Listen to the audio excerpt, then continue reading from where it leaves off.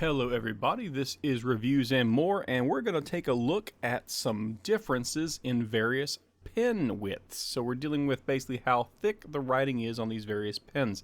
These are from Uniball. These are the Uniball 1 series. It's their newer series of standard pens. They come in various sizes and colors, and we're going to be checking out the .7, the .5, and the .38. They're smallest in this current iteration of pens size for their writing.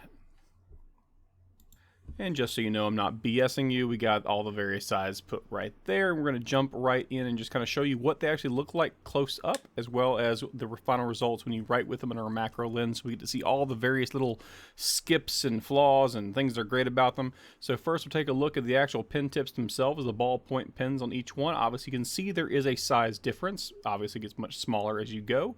And there's various reasons why you want a thicker writing edge versus a thinner writing edge for various people for various reasons.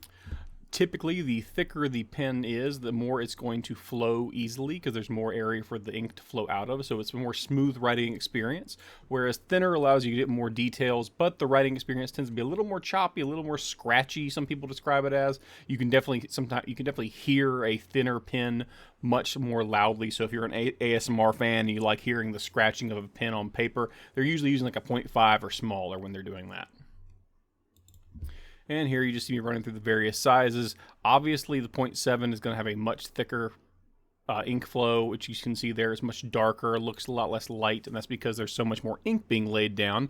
Typically, you also will find that the .5, .38, and the smaller pens will actually lose ink more slowly because less ink is being used over time.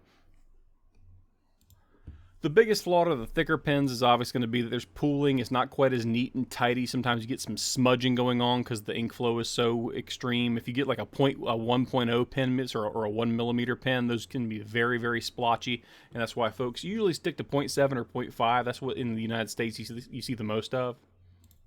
You see .38 in places like Japan, mainly because they're writing in characters, which require a lot more attention to detail and have much more smaller elements with them.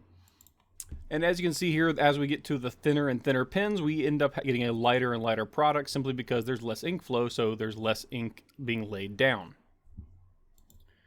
And we'll just run through real fast the various pen flows close up. You can kind of see there's a little bit of pooling, a little bit of smudging. The loops and the E's that I was making, or just the loops in general, aren't quite as robust and rounded out because, again, any amount of ink flow, the ink can smudge, it can run together.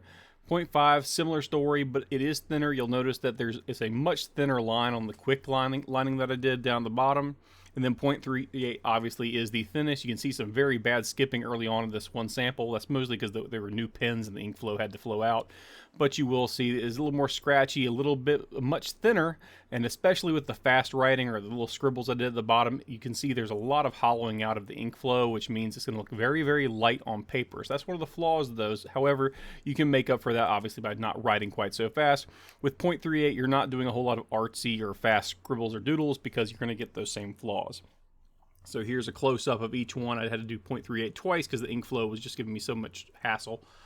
But yes, obviously the slower you write, the more thick it'll be laid out. So to get the result of a .7, you have to write very, very slow with a .38. But if you just write normally, you will see a major difference, especially in this next one, which is my zigzags, which will show you the real difference between .7 to .38. It's a very, very stark difference, even up close, and the writing experience also is very, very different.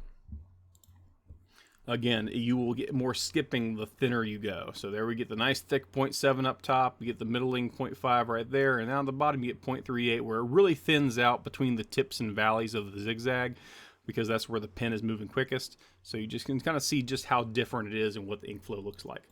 Thanks for watching, guys, and like and subscribe if you found this helpful.